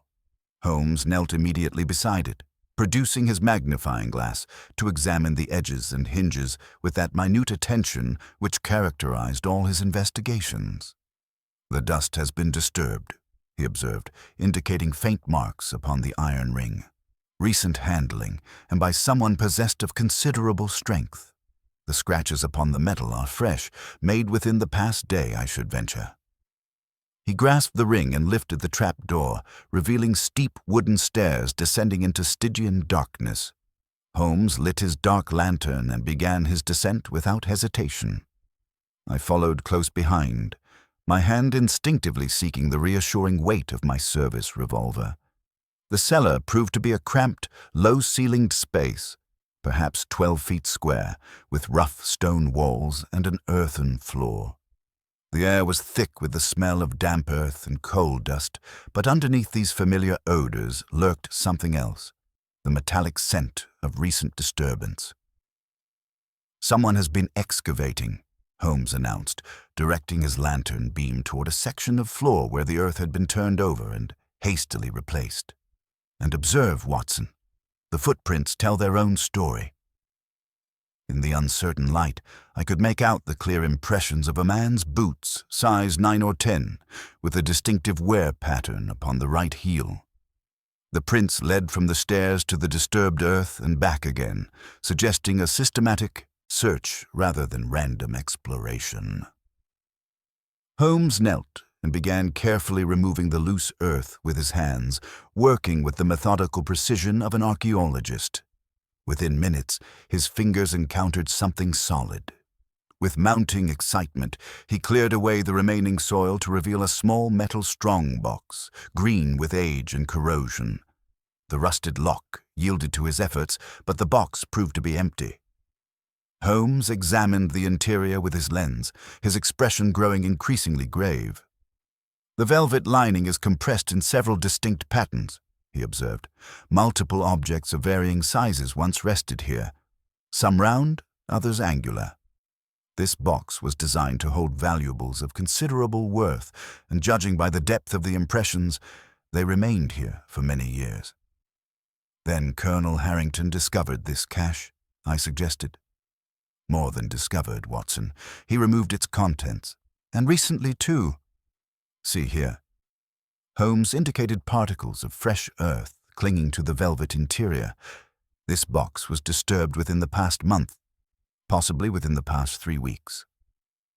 We returned to the ground floor, where Mrs. Harrington awaited us with barely concealed anxiety. Holmes's expression was thoughtful as he addressed her, his mind clearly working through the implications of our discovery. "Mrs. Harrington, I must ask you a question of the utmost importance. When you took possession of this house 6 months ago, were you informed of the identity of the previous tenant?" She looked puzzled by the apparent irrelevance of the inquiry. "The letting agent mentioned very little about him, only that he had occupied the house for several years and departed rather suddenly, providing the minimum required notice." "His name, madam. Do you recall the gentleman's name?" "I believe it was Vincent, Mr. Charles Vincent, but I fail to see how this could possibly—" "Vincent!" Holmes exclaimed, his eyes blazing with sudden comprehension. He turned to me with an expression of triumph that I had seldom seen equaled. "Watson, we have been pursuing this mystery from entirely the wrong direction. The man who threatened Colonel Harrington was not some vengeful spectre from the Afghan frontier, but the former occupant of this very dwelling." The implications cascaded through my mind with dizzying rapidity. "Then Vincent concealed the treasure here during his tenancy, and when the colonel moved in, he discovered it quite by accident," Holmes continued, his voice rising with excitement. "Perhaps during some routine household repair, or when investigating a problem with the foundations. Regardless of the precise circumstances, Harrington found himself in possession of property that Vincent had hidden here, believing it secure in his private fortress." Holmes began his characteristic pacing, his long strides eating up the length of the small room. "Consider the chronology, Watson. Vincent departs England suddenly, perhaps under pressure from creditors or the authorities. He leaves behind his treasure, intending to return when circumstances permit. But when he finally does return, he discovers his hiding place occupied by none other than the man he holds responsible for his original exile." "But how does Lieutenant Cartwright figure in this puzzle?" I asked, struggling to connect the various threads of our investigation. "That, my dear fellow, remains our central mystery. But observe how the pieces begin to align themselves. Vincent, our mysterious correspondent, who signs himself V, returns to England after years abroad. The foreign oath your servant mentioned suggests extended residence on the continent, possibly in circumstances that prevented open communication with England." Holmes paused beside the window, gazing out into the fog-shrouded garden with the intensity of a hunting cat. "He discovers his treasure gone and confronts Harrington, demanding its return. The colonel, perhaps recognizing the moral complexity of his position, agrees to consider the matter. But before any resolution can be reached, Vincent's impatience overcomes his judgment. The attempt in the garden, the surveillance, the break-in attempt through the study window, all the desperate acts of a man who sees his prize slipping away." Mrs. Harrington had sunk into her chair, her face pale with the accumulated revelations. "Then I am in mortal danger, Mr. Holmes. This Vincent believes I possess knowledge of his treasure's whereabouts." "I fear you represent the final obstacle between Vincent and his objective," Holmes replied with gentle honesty. "He has searched this house and found nothing. His next logical step will be to conclude that you know where your husband transferred the contents of that buried strong box." Holmes moved to the mantelpiece, his expression growing stern and purposeful. But Vincent has made a crucial error in revealing himself so openly. His desperation has overcome his caution, and that provides us with our opportunity. "You have a plan?" I inquired, recognizing the signs that indicated his remarkable mind had begun to formulate some strategy. "Indeed I do, Watson. Tomorrow we shall visit Morrison and Company and examine the contents of that strongbox your husband rented. But tonight—" Holmes's eyes glittered with anticipation. "Tonight we shall give Mr. Vincent exactly what he seeks, an opportunity to claim his prize. Only he shall find the trap more carefully baited than he anticipates." As darkness settled completely over Norwood, transforming the fog into an impenetrable curtain that seemed to press against the very walls of the house, I could not shake the conviction that we stood upon the threshold of a confrontation that would test not only Holmes's deductive powers, but our very lives. The mysterious Vincent had already demonstrated his willingness to kill for his treasure, and I sensed that before this night was over, we would discover just how far a desperate man would go to reclaim what he believed was rightfully his. Holmes began making his preparations with that methodical precision which marked all his most dangerous undertakings, and I found myself checking my revolver with unusual care. The game, as my friend was fond of saying, was indeed afoot, and the stakes had never been higher. Holmes's preparations were swift but methodical, each element of his strategy designed to force our quarry into the open. Within the hour, Mrs. Harrington had departed for her sister's house in Croydon, carrying a modest overnight bag and maintaining the appearance of a widow seeking temporary refuge from painful memories. Her departure was deliberately conspicuous. The cab waited at the front gate while she gathered her belongings, ensuring that any watching eyes would observe her exit. The house must appear vulnerable, but not suspiciously so, Holmes explained as we watched her cab disappear into the fog-shrouded street. "Vincent will expect some servants to remain, but he will also expect them to retire early and sleep soundly. We shall give him precisely what his calculations demand." Holmes had sent word to Inspector Lestrade, requesting his presence with 2 constables to be positioned in the garden shed by midnight. Meanwhile, we established ourselves in the Colonel's study, where the heavy curtains provided excellent concealment while offering clear views of both the garden and the entrance hall. The hours crawled past with agonizing deliberation. Holmes remained motionless as carved marble, his keen eyes fixed upon the fog-shrouded garden, every sense attuned to the slightest disturbance. I found myself checking my revolver repeatedly, the weight of it both reassuring and ominous in the oppressive silence. It was approaching 2 o'clock when Holmes's hand suddenly gripped my arm. Through the study window, a darker shadow detached itself from the general gloom, a tall, spare figure moving with practiced stealth across the lawn. The intruder approached the house with evident familiarity, avoiding the gravel paths and keeping to the grass borders where his footsteps would make no sound.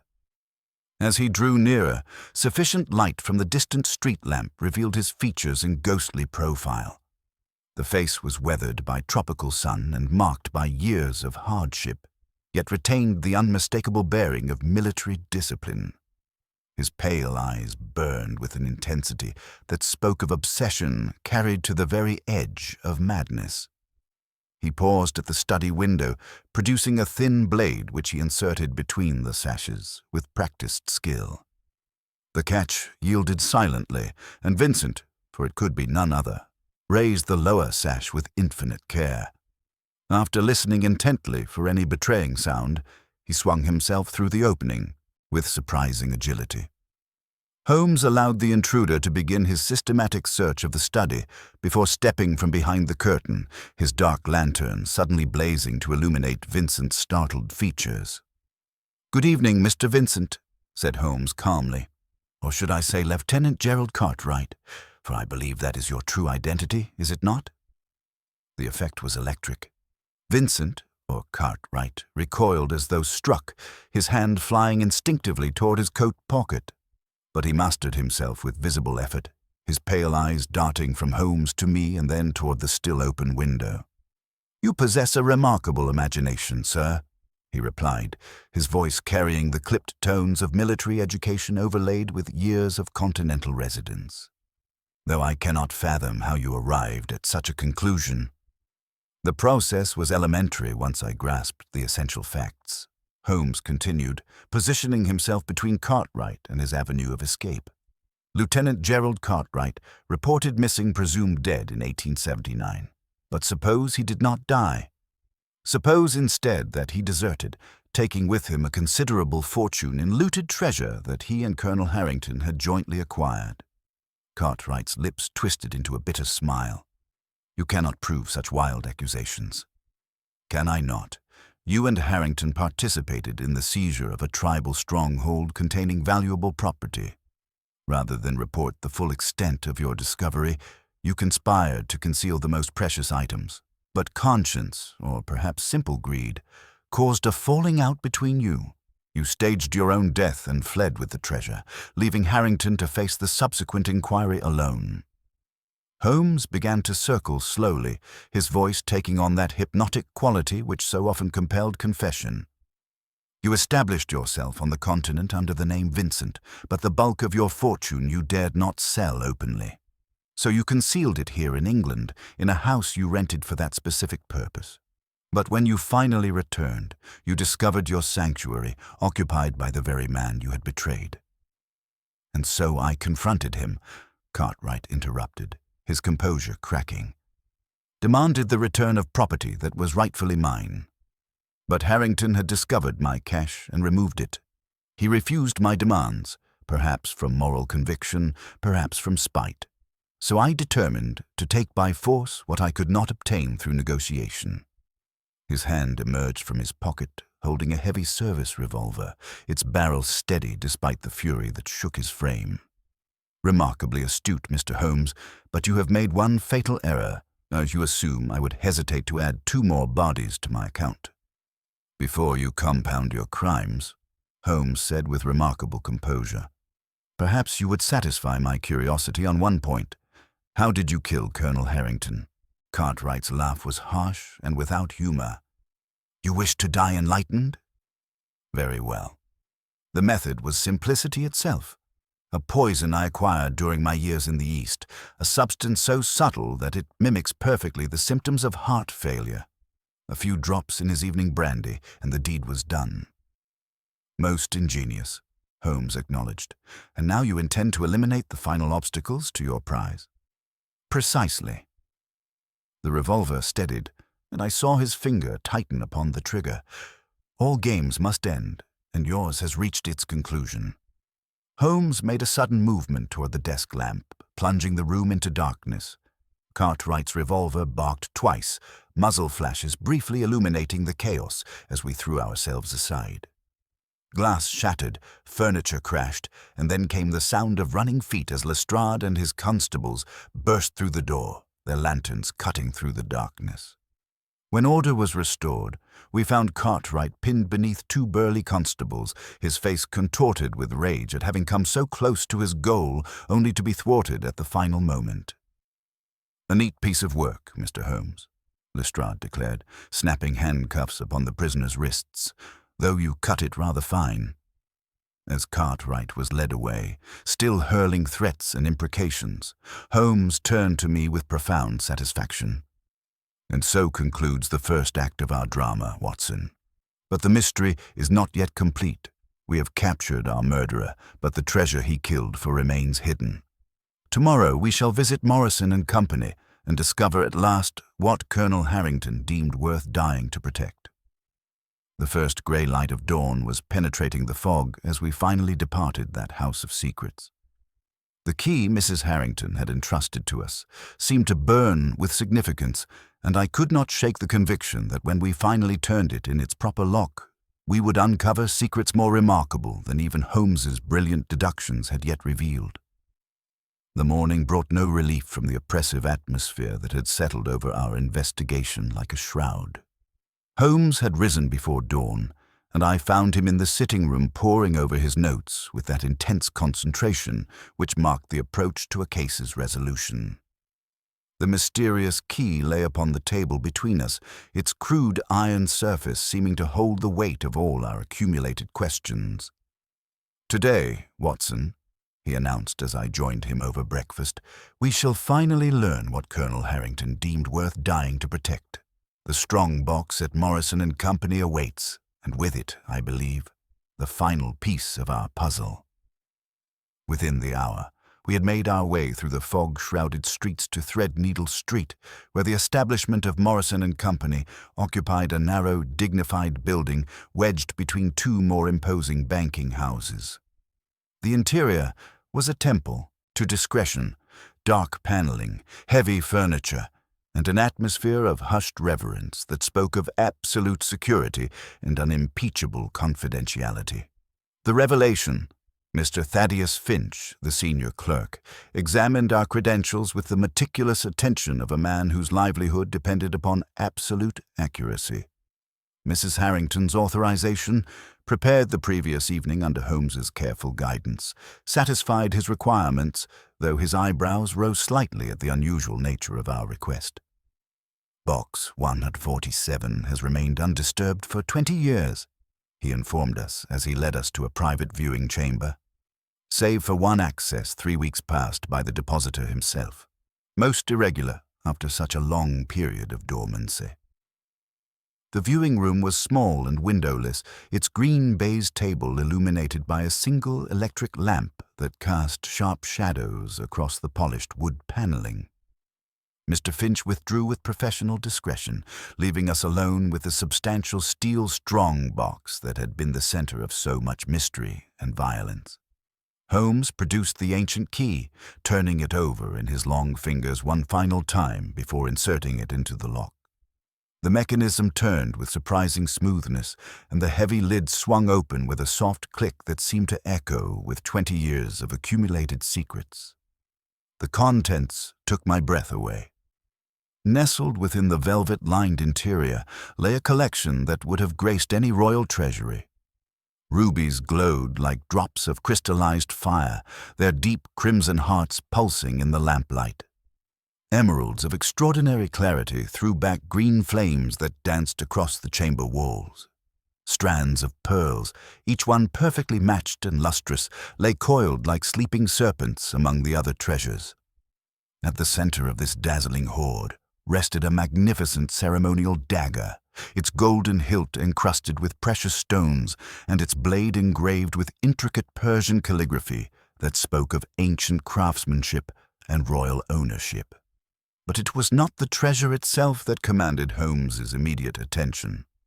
Resting atop the jewels, sealed with red wax and bearing Colonel Harrington's distinctive handwriting, was a thick envelope that seemed to pulse with significance.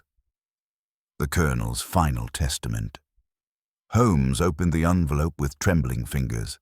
The first time I'd ever seen my composed friend display such emotion. He unfolded several sheets of heavy paper and began to read in a voice barely above a whisper. "To whomever discovers this cache, I pray it may be my beloved Lydia, though I fear circumstances may dictate otherwise. The treasure before you represents not wealth, but the accumulated guilt of 2 young officers who allowed ambition to overcome honor in the heat of a foreign campaign. In September of 1879, during the storming of a fortified position near the Khyber Pass, Lieutenant Gerald Cartwright and I discovered a hidden chamber within the tribal stronghold. The contents you see before you were the personal treasury of the chieftain's family. Not mere plunder, but sacred objects passed down through generations of proud warriors. The chieftain's eldest son, a young man of perhaps 20 years, had surrendered under flag of truce when he realized his position was hopeless. He begged us to preserve these family treasures, offering to guide us safely through the treacherous mountain passes in exchange for their protection. I was prepared to honor his request and report our discovery through proper channels. But Cartwright had other plans. The potential value of these items had inflamed his imagination, and he proposed that we conceal our discovery and divide the treasure between us. When I hesitated, he argued that the Empire had earned these spoils through blood and sacrifice, and that we were merely claiming our rightful share of the victory. God forgive me, I allowed myself to be persuaded. But when the young chieftain realized our intention and attempted to reclaim his family's heritage, Cartwright struck him down in cold blood. I witnessed this murder but lacked the courage to report it, making myself complicit in both theft and homicide. Cartwright subsequently staged his own death and fled with his portion of the treasure, leaving me to face alone the inquiry that inevitably followed. For 20 years I have carried the weight of our crimes, and when fate led me to the house where Cartwright had concealed his share of the spoils, I saw it as Providence offering me one final opportunity for redemption. Holmes paused, his grey eyes bright with understanding, before continuing. Through contacts in the Foreign Office, I have located the murdered man's younger brother, who survived the massacre and now lives in exile in Peshawar. It is my intention to restore this treasure to him through trusted intermediaries, thus making what amends I can for the sins of my youth. But Cartwright has returned, more dangerous than ever in his desperation. He demands the return of his treasure, threatening exposure if I refuse. I will not surrender these sacred objects to the man who murdered their rightful owner. If you are reading this letter, I have likely paid the ultimate price for that refusal. I implore you, complete the task I've begun. Return these items to their rightful owners. Only then can the ghosts of the past finally rest in peace. Arthur Harrington, Lieutenant Colonel, retired, 5th Bengal Lancers. Holmes's analysis. The silence that followed was profound. Holmes carefully refolded the letter and placed it back within the strong box, his expression grave but somehow satisfied. "So we have our complete answer at last, Watson," he said quietly. Colonel Harrington was neither the innocent victim we first imagined, nor the simple co-conspirator Cartwright painted him. He was a man haunted by the crimes of his youth, seeking redemption through the only means available to him. A noble intention, I observed, though it cost him his life. Indeed. But observe the deeper moral complexity, Watson. Harrington's refusal to surrender the treasure to Cartwright was not mere spite or greed, it was conscience.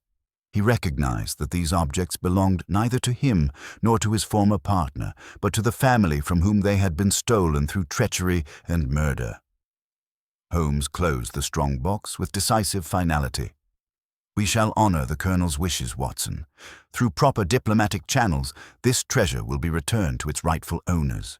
It is the least we can do for a man who chose honor over life itself." The resolution.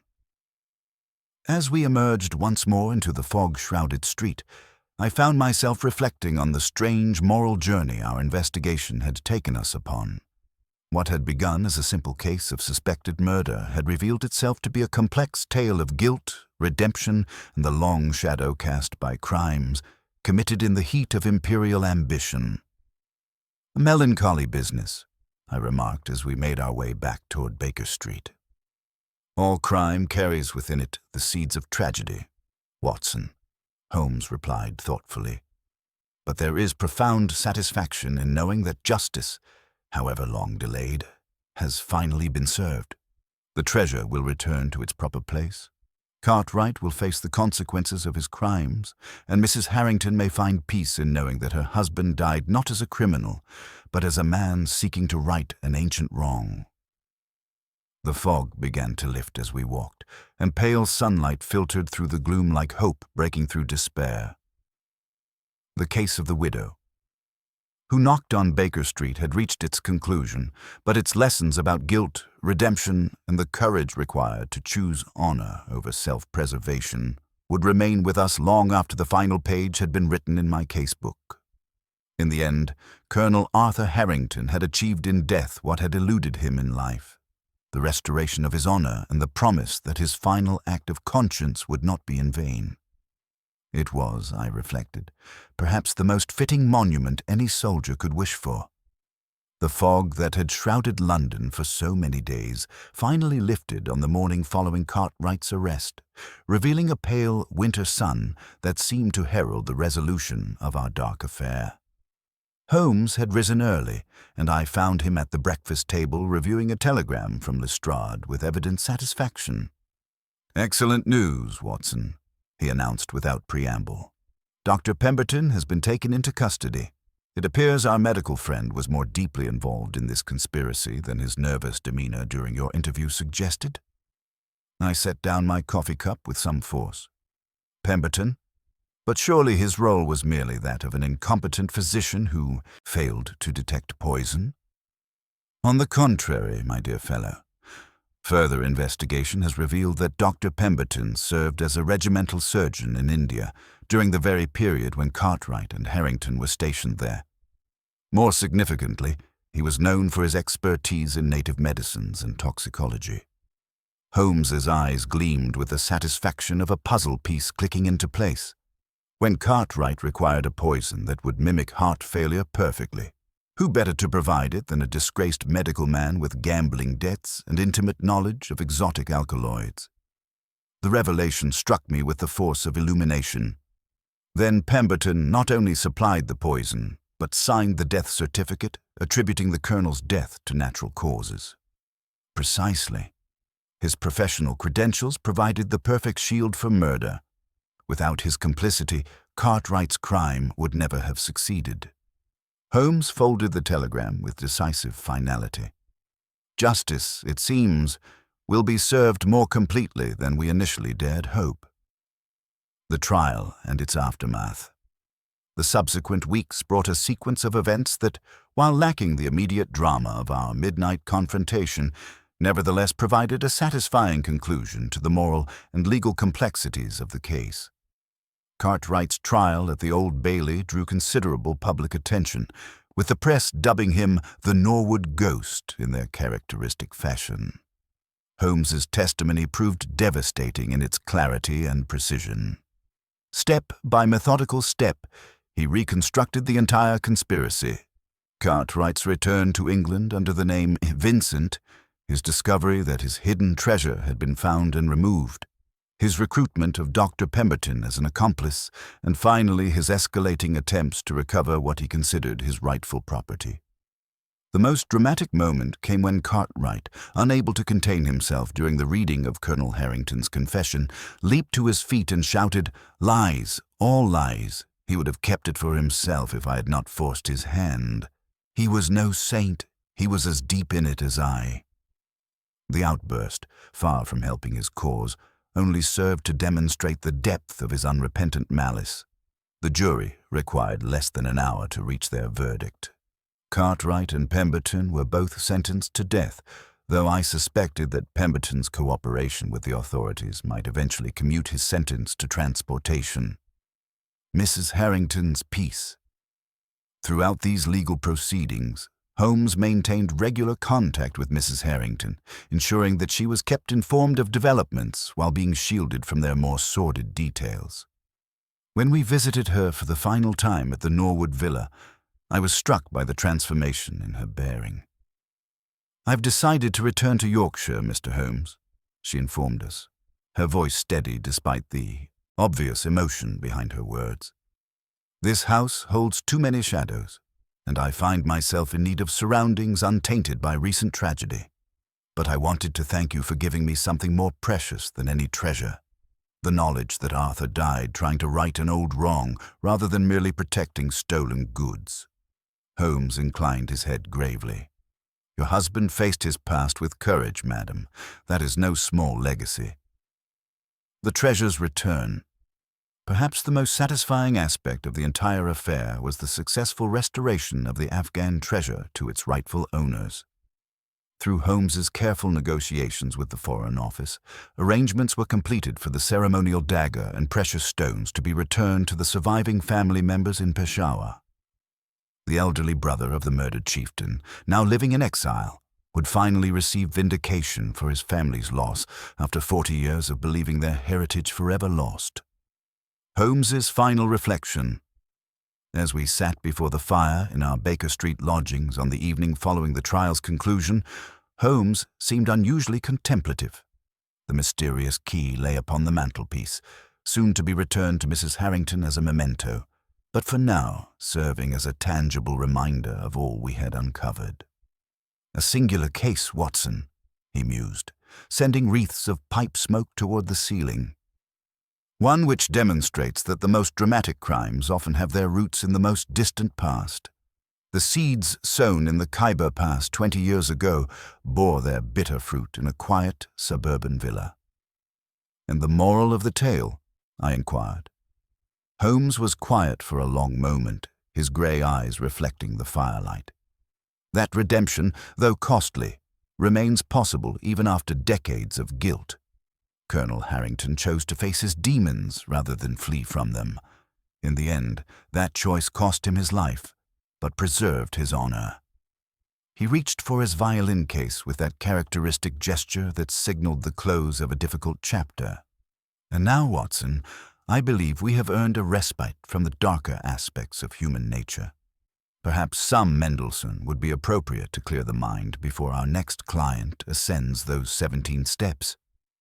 As the first pure notes of the violin filled our sitting room, soaring above the mundane sounds of London's evening bustle, I reflected that justice, however complex and imperfect, had ultimately prevailed.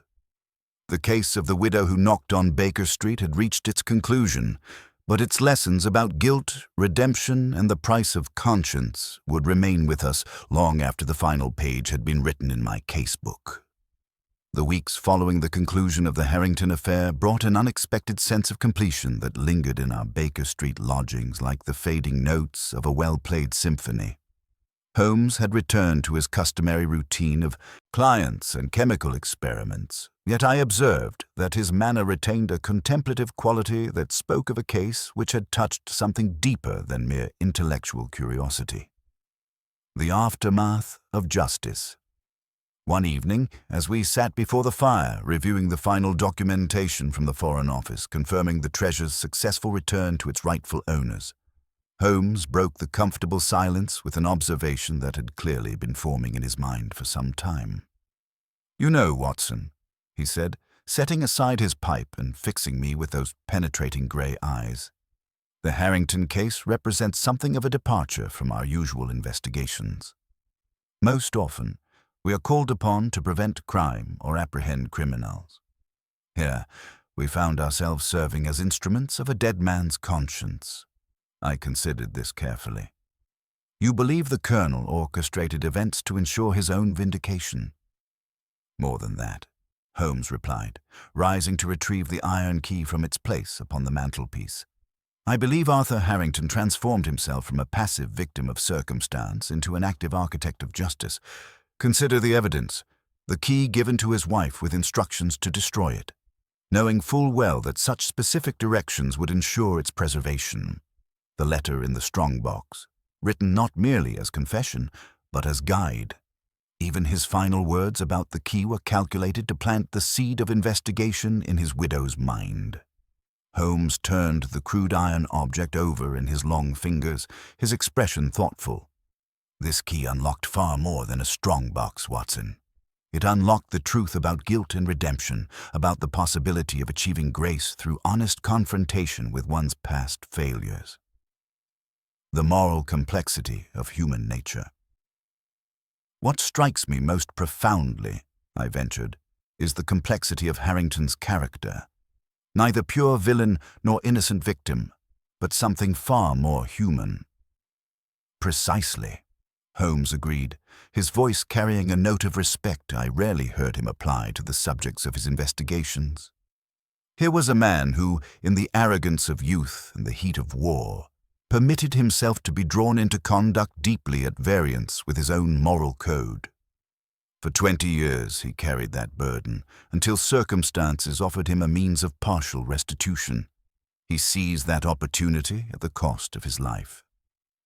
Holmes returned to his chair, his manner growing more animated as he developed his theme. The case serves as a useful corrective to that simplistic view which would divide mankind into the wholly virtuous and the irredeemably wicked.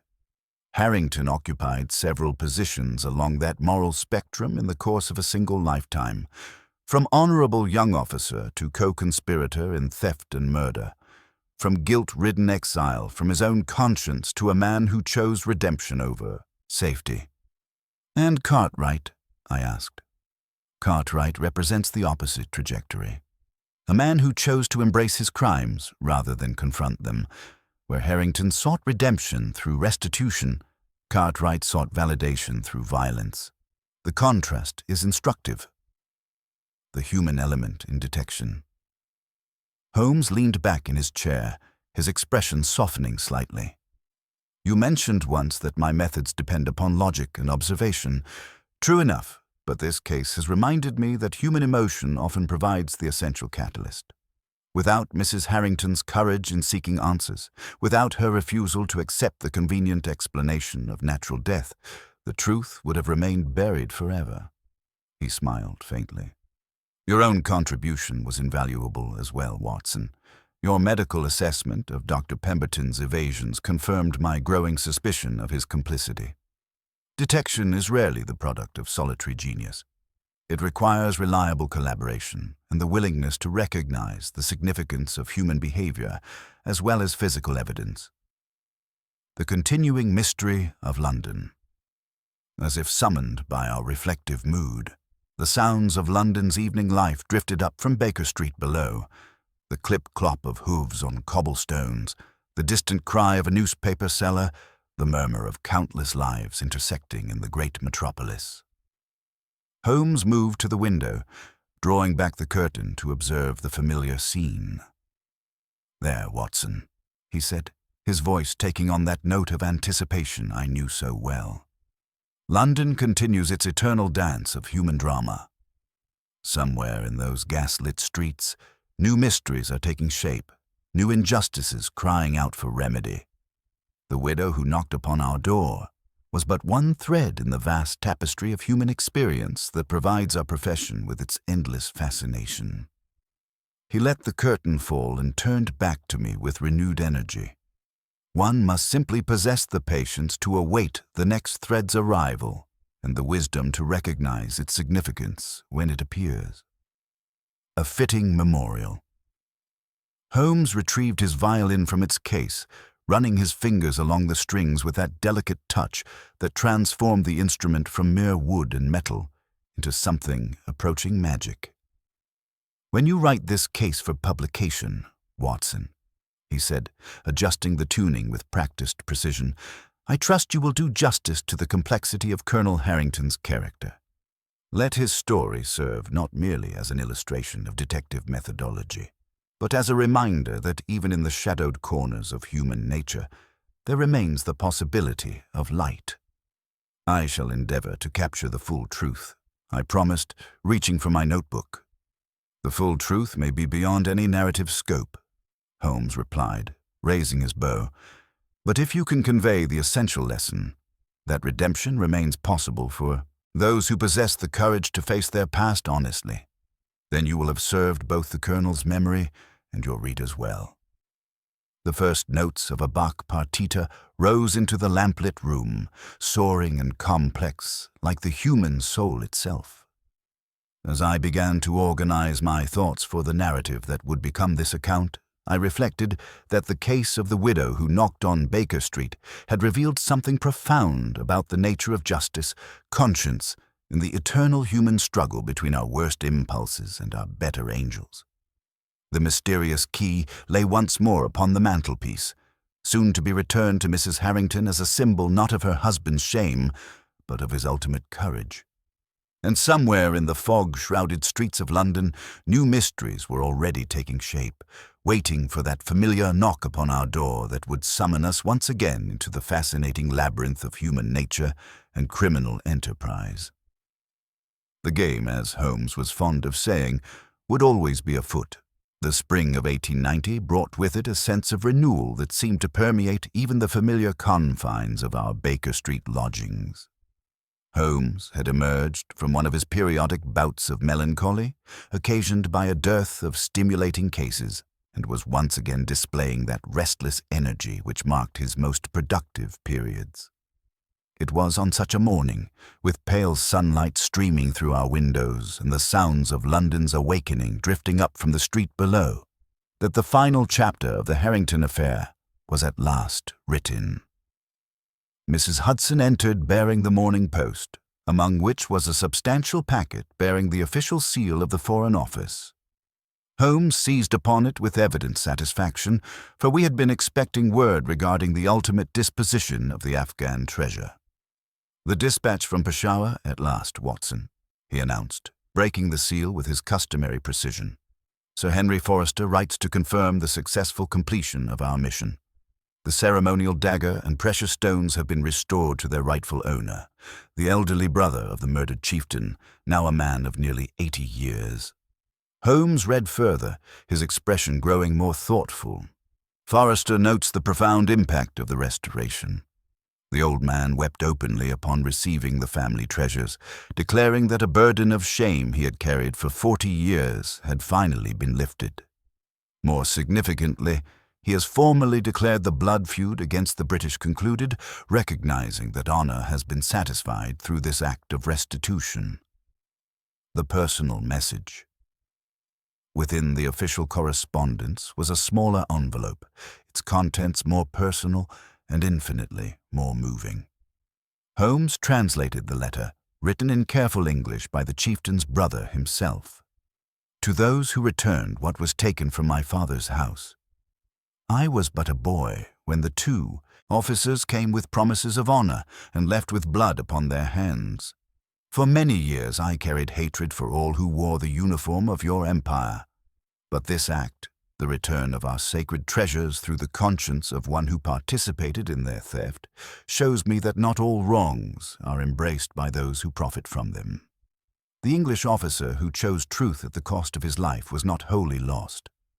I send this ring, worn by the head of our house for 7 generations, that his widow may know her husband's final deed has restored honor to both our peoples."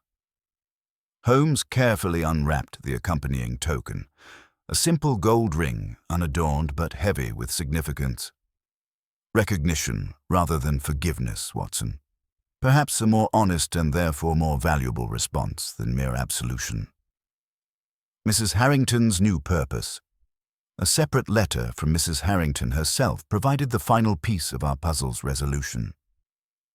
Writing from Yorkshire, where she had established herself in a cottage near the moors, she informed us of her decision to create a charitable foundation in her husband's memory, dedicated to fostering understanding between British and Afghan communities.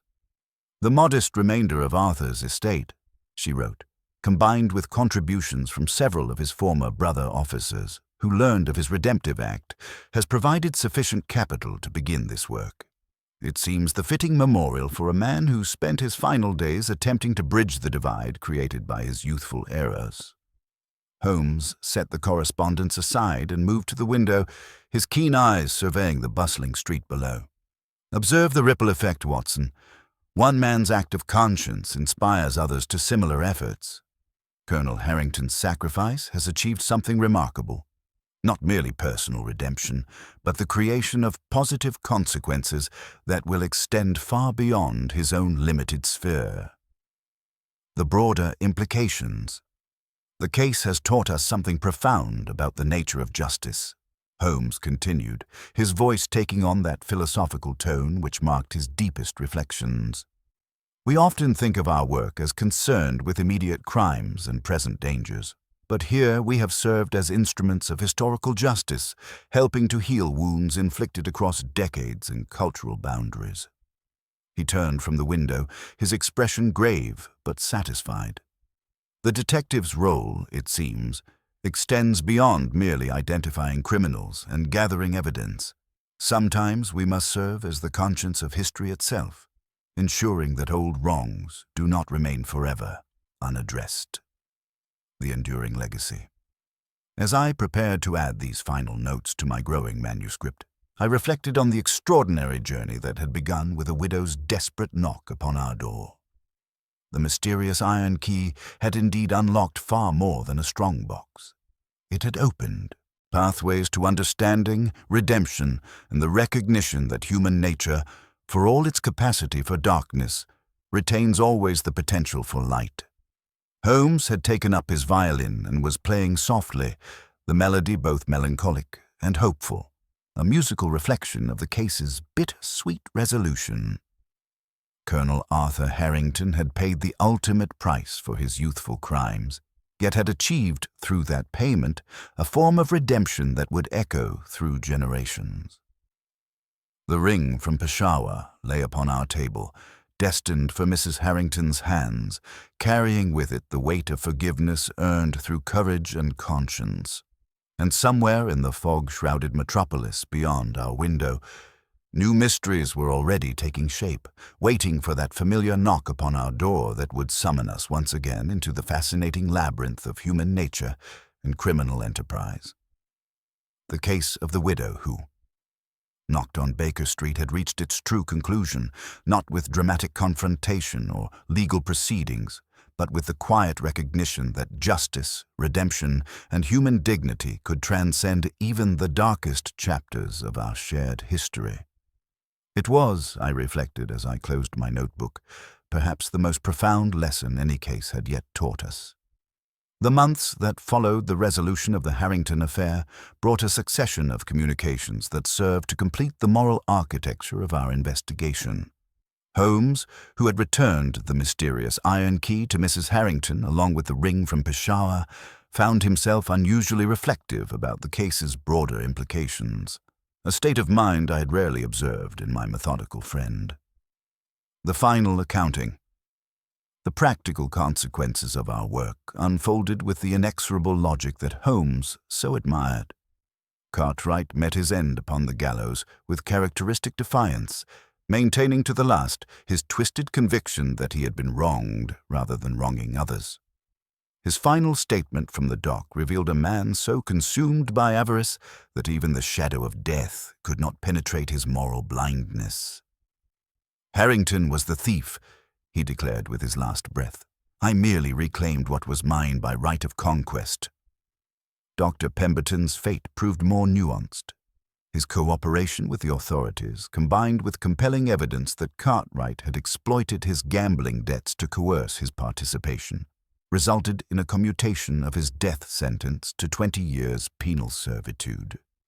Word reached us that the disgraced physician had been transported to Australia, where he was reportedly serving his sentence with a degree of contrition notably absent from his former accomplice.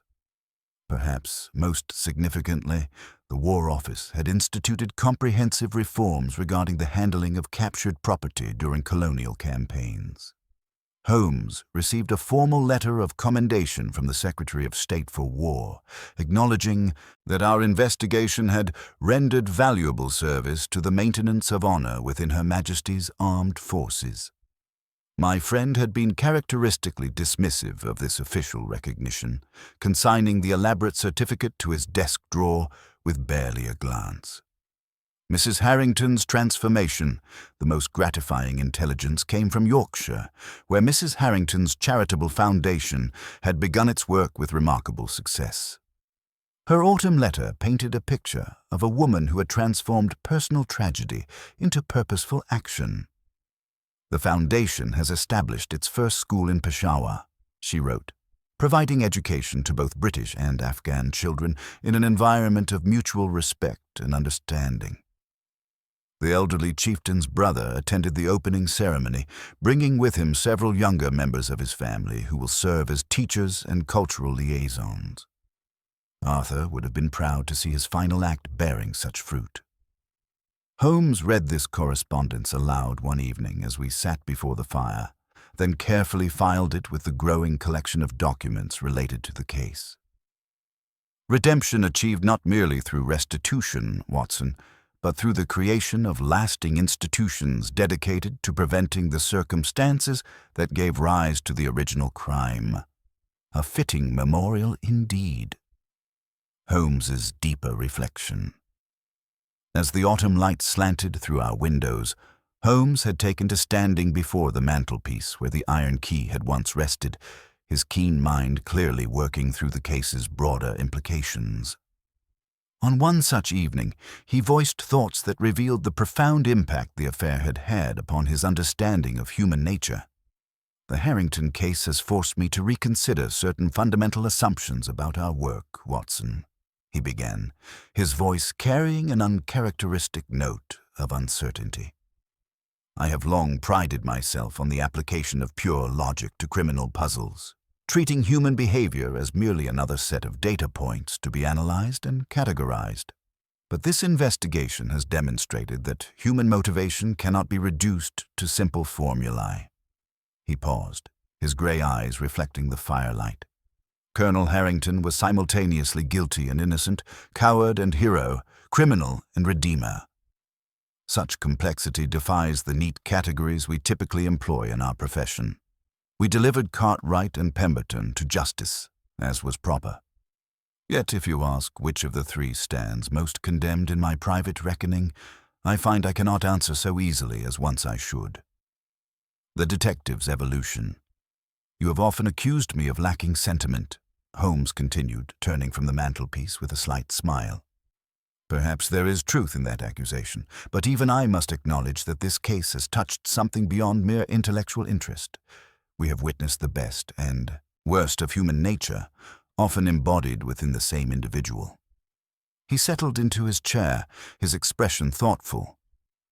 "Cartwright chose to embrace his crimes, to justify them through elaborate rationalizations about rights and entitlements. Harrington chose to confront his guilt and seek restitution, regardless of personal cost. The contrast illuminates a fundamental truth about human character, that we are defined not by our worst moments, but by how we respond to them." The continuing mystery of London. As if summoned by our reflective mood, the familiar sounds of London's evening life drifted up from Baker Street below. Holmes moved to the window, his silhouette sharp against the gathering dusk. "Observe, Watson," he said quietly, "how the great city continues its eternal dance of human drama. Somewhere in those gas-lit streets, new mysteries are taking shape, new injustices crying out for remedy. The widow who knocked upon our door was but one thread in the vast tapestry of human experience that provides our profession with its endless fascination." The final word. As I prepared to close my manuscript of this extraordinary case, I found myself reflecting on the lessons it had taught us about justice, redemption, and the complex interplay of guilt and conscience that shapes human destiny. The mysterious iron key had indeed unlocked far more than a strongbox filled with treasure. It had opened pathways to understanding the eternal struggle between our worst impulses and our better angels. Holmes had taken up his violin, and the haunting melody of a Bach partita filled our sitting room, speaking of loss and hope intermingled. When he finally lowered his bow, he spoke with quiet conviction. "When you write this case for publication, Watson, remember to emphasize that justice is not always synonymous with punishment, nor is guilt incompatible with honor. Colonel Arthur Harrington committed terrible crimes in his youth, yet died a man of integrity, attempting to right those wrongs. That paradox lies at the heart of the human condition. I promised to honor his request, knowing that this case would stand among the most significant of all those I had recorded. Not for its dramatic confrontations or brilliant deductions, though both were present in abundance, but for its profound exploration of the eternal human capacity for both darkness and redemption. The game continues. As I set down my pen that evening, the sounds of London continued their eternal symphony beyond our window. Somewhere in the fog-shrouded streets, new mysteries were already taking shape, waiting for that familiar knock upon our door that would summon us once again into the fascinating labyrinth of human nature and criminal enterprise. The case of the widow who knocked on Baker Street had reached its true conclusion, leaving us with the understanding that justice and redemption remained possible even in the darkest corners of the human heart. The game, as Holmes was fond of saying, would always be afoot, but we would carry forward the lessons learned from this remarkable investigation, knowing that our work serves not merely the cause of law and order, but the deeper cause of human understanding and moral progress. And in that knowledge, we found both purpose and peace.